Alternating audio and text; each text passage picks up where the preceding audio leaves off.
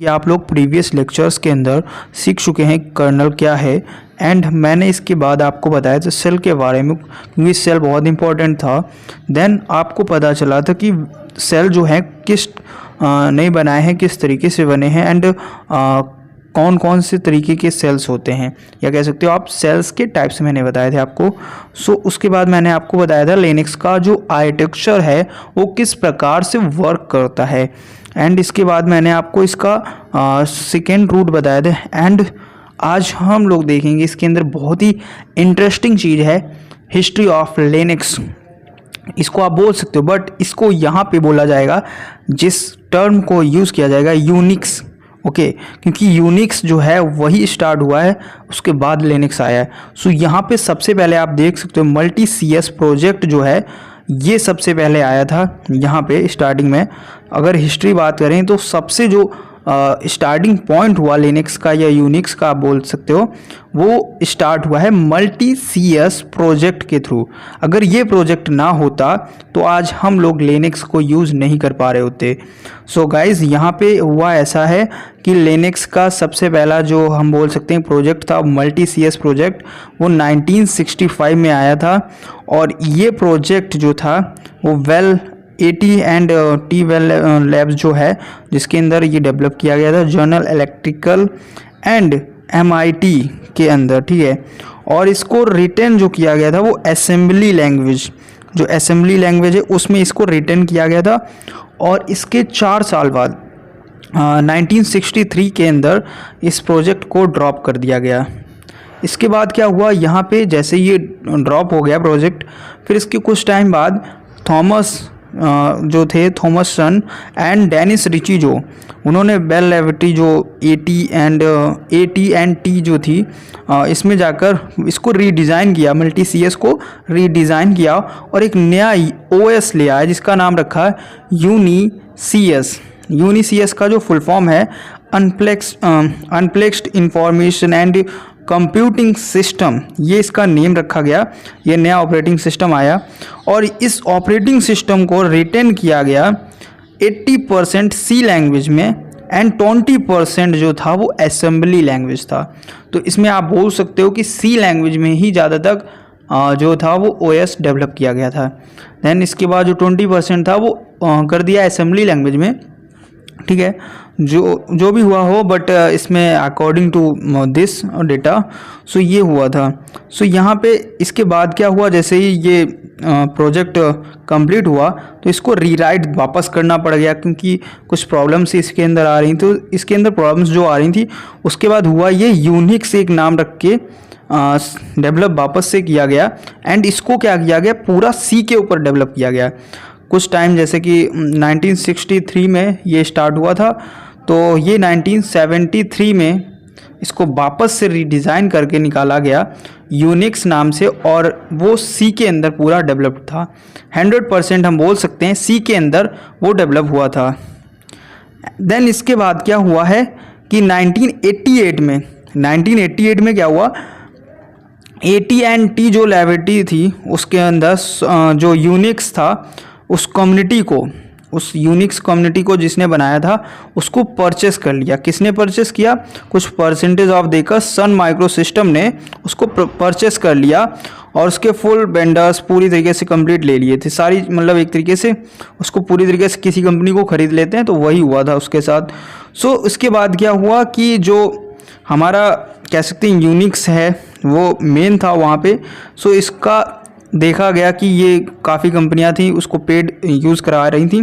तो उसके बाद क्या हुआ, एक और कह सकते हैं कंज्यूमर आया, एक ग्रुप आया क्विकली फाउंडर, जिसको वेंडर क्विकली फाउंडर बोल सकते हैं, जो कि काफ़ी तेज़ था ग्रुप, और उसने OSF कर दिया उसको, मतलब ओपन सॉफ्टवेयर फाउंडेशन जो था उसने क्या कर दिया, उस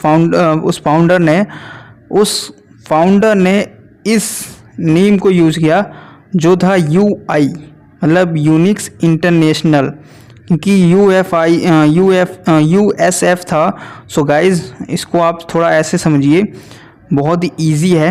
एक ग्रुप था जिसका नाम था OSF, मतलब ओपन सॉफ्टवेयर फाउंडेशन, और उसने जब इसका नेम रखा तो यूनिक्स इंटरनेशनल नेम रखा, आप इतना समझ लीजिए। इसके अलावा यहाँ पे और इसके कोई इंपॉर्टेंट चीज़ नहीं इसके अंदर है। देन इसके बाद क्या हुआ, 1990 में यूनिक्स जो था यूस थॉर्मस लॉर्ड जो भी इसका नाम है, इस बंदे ने क्या किया, इस बंदे ने जैसे ही कॉलेज में ग्रेजुएशन कर रहा था, एक स्टूडेंट था ये, पहले तो मैं बता दूं, इसने अपनी यूनिवर्सिटी के अंदर रहते ही वो देखा कि उस यूनिक्स को काफ़ी लोग यूज़ नहीं कर पा रहे क्योंकि वो पेड था, बट ये सीखना चाह रहा था उस चीज़ को। जैसे आप सीखना चाह रहे हो बट वो आप यूज़ नहीं कर पा रहे हो क्योंकि वो पेड है। तो इस बंदे ने वहाँ से OSF से मांगा काफ़ी बार कि मेरे को सीखना है, आप प्रोवाइड कर दीजिए, बट उन लोगों ने प्रोवाइड नहीं किया फ्री में इसको। तो इस बंदे ने एक्चुअली में किया क्या कि उसकी सेम कॉपी आप बोल सकते हो बनाई, जिसको आज हम लोग लिनक्स कर्नल जानते हैं। और ये एक तरीके का डिस्ट्रीब्यूशन इसने फैला दिए एंड मैनी फ्लेवर फैला दिए कि आप इसको किसी भी तरीके से यूज़ कर सकते हो आप अपने हिसाब से, क्योंकि इसका ओपन सोर्स कर दिया इसको। अब ओपन सोर्स मतलब इसका कोड जो था सभी को प्रोवाइड कर दिया। सो इस बंदे ने खुद से कोड बनाया, ये उसने कॉपी नहीं किया, मतलब उस चीज़ को देखा कि किस पे बना है, कैसे बना है, और खुद से लिखा, स्टार्टिंग से इसने लिखा। और ये नाम इसने दिया लिनक्स, क्योंकि इसका नाम लीनस था तो इसने लिनक्स नाम दे दिया। सो इस बंदे के ही ऊपर आप बोल सकते हो लिनक्स नाम आया था। तो इसको आप सर्च कीजिएगा, आपको मिल जाएगा लिनस थॉर्मस, ये जो यहाँ पे लिखा हुआ है, ये रेड वाला पॉइंट देखिए वहाँ पे। सो ये नेम आप सर्च करोगे तो आपको इस बंदे की फ़ोटो वोटो दिखेगी और इस बंदे के बारे में कुछ जानने को मिलेगा। सो इसके बाद क्या हुआ, यहाँ पे यूनिक्स प्रिंसिपल्स क्या रहे यहाँ पे कि आप एवरी जो भी देखेंगे इसके अंदर, लिनक्स के अंदर जो भी चीज़ है वो सारी चीज़ें फाइल कहलाएंगी। सेकेंड इसमें क्या था, कॉन्फ़िगरेशन कर सकते थे आप, डेटा जो था वो टेक्स्ट फॉर्म में, एंड स्मॉल साइज मिल रहा था आपका प्रोग्राम का, मतलब बहुत ही स्मॉल साइज मिलता था किसी भी प्रोग्राम का। सो जैसे विंडोज़ में बहुत डेटा यूज़ होता है फ्री का, सो वो डेटा यहाँ पे बच रहा था, आपका स्पेस बच रहा था, डिस्क काफ़ी कम मतलब स्पेस कंज्यूम करके वो आपकी फ़ाइल रख लेती थी। सो ये लिनक्स के अंदर बेनिफिट मिल रहा था। देन इसके बाद एबिलिटी काफ़ी मिल रही थी अच्छी, परफॉर्मेंस मिल रहा था, कॉम्प्लेक्सिटी मिल रही थी अच्छी। तो ये बहुत ही मेन इसके अंदर कह सकते हैं चीज़ें मिली थी काफ़ी लोगों को, जिसकी वजह से ये पॉपुलर हो गया लिनक्स।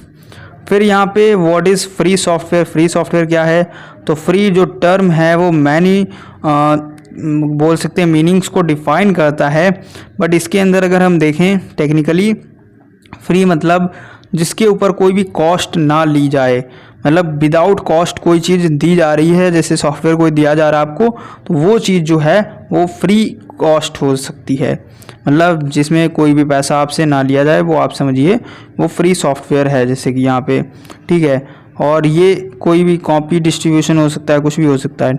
सो ये फ्री हो गया यहाँ पे।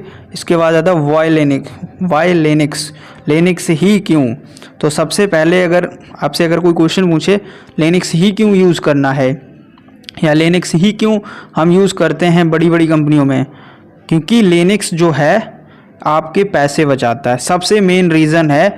लिनक्स अगर ना हो तो आपके बहुत पैसे लगेंगे। अगर आपकी खुद की कंपनी है तो आप समझते होंगे, अगर आपकी नहीं कंपनी है तो मैं आपको बता दूं, कंपनी, हर कंपनी, यहाँ तक माइक्रोसॉफ्ट जो विंडो खुद बनाती है वो तक लिनक्स यूज़ कर रही है बैक हैंड में। अब इसका रीज़न क्या है, रीज़न ये है, देखिए यहाँ पे सबसे पहले ओपन सोर्स है, मतलब फ्री है, टोटल फ्री लिनक्स है। दूसरा मल्टी यूज़र टास्किंग है, दैट्स मीन्स यहाँ पे आप सेम टाइम में एक पर्सन लॉगिन है एंड सेकेंड पर्सन लॉगिन हो सकता है अनदर सिस्टम पे। सो लिनक्स में ये चीज़ आपको मिल रही है, और इसमें काफ़ी सारे आप सिस्टम्स को चला सकते हो एक टाइम पर, मतलब एक लिनक्स का सर्वर आपने बना दिया, ठीक है, इसके बाद आपने उसमें हज़ारों सिस्टम जोड़ दिए, सेम टाइम पे एग्जीक्यूट करेगा सारी चीज़ें अलग अलग, और बहुत ही फास्ट प्रोसेसिंग में करेगा। तो ये लिनक्स का बेनिफिट सेकेंड है हमारे पास। थर्ड यहाँ पे वाइड हार्डवेयर सपोर्ट, मतलब काफ़ी सारे हार्डवेयर्स को सपोर्ट करता है लिनक्स। इसके बाद यहाँ पे अगर हम फोर्थ देखें, फोर्थ यहाँ पे biggest server on this planet running on Linux without single second down time from last 10 years. अब तो कितना हो गया होगा 10 ईयर्स, तो इसमें मैंने डेटा लिखा है तो ये डेटा शायद पुराना भी हो, तो मतलब कितने साल से जो सर्वर है वो चल रहा है इस धरती में, इस धरती पे, मतलब नासा का होगा आई थिंक। मैंने देखा था नासा ही का आई थिंक था, मेरे को क्लियर याद नहीं, बट मेरे हिसाब से नासा कोई सर्वर यूज़ कर रहा है वो 10-12 साल से लगातार चल रहा है, उसके अंदर लिनक्स पड़ा हुआ है। सो अभी तक 1 सेकेंड के लिए भी बंद नहीं हुआ। आपने सुना होगा उसका पासवर्ड चेंज होता रहता है बार बार। सो आई थिंक वही वाला जो सर्वर है वो लिनक्स पे ही चल रहा है। इसके अलावा यहाँ पे अगर लास्ट इसके अंदर बात करें तो सिक्योरिटी इनबिल्ड फायरवॉल मिल रहा है, इसमें सबसे मेन इंपॉर्टेंट है, इसके अंदर इनबिल्ड फायरवॉल आपको प्रोवाइड किया जा रहा है। सो ये हैं लिनक्स के बेनिफिट्स, तो बहुत ही इंपॉर्टेंट है बेनिफिट्स, आपने जान लिए होंगे। सो इसमें डिस्ट्रीब्यूशंस की अगर बात करें तो लिनक्स के अंदर डिस्ट्रीब्यूशंस कितने सारे हैं आप स्क्रीन पे देख सकते हो। रेड हैट है, सुशे है, उबुंटू है, डेबियन है and many more distributions, and इनको हम फ्लेवर्स भी बोलते हैं। नेट पे आप डालोगे काफ़ी सारे डिस्ट्रीब्यूशंस आपको दिख जाएंगे। सर्टिफिकेशंस की बात करें तो आप यहाँ पे देख सकते हो रेड हैट सर्टिफाइड टेक्नीशियन मिल जाता है फर्स्ट सर्टिफिकेट। सेकेंड यहाँ पे आपको इंजीनियर का मिल जाता है रेड हैट सर्टिफाइड इंजीनियर। सो ये काफ़ी पॉपुलर सर्टिफिकेट होते हैं। लिनक्स का बूट प्रोसेस जो है हम नेक्स्ट वीडियो में देखेंगे। सो गाइज आज का जो वीडियो था, इस वीडियो के अंदर हमने जो चीज़ें देखी, अगर इन चीज़ों के अंदर, इन टॉपिक्स के अंदर आपको कुछ भी ना समझ में आया हो तो प्लीज़ कमेंट करें, वीडियो को लाइक करें, चैनल को सब्सक्राइब करें। मिलते हैं नेक्स्ट वीडियो में। Thank you for watching this video.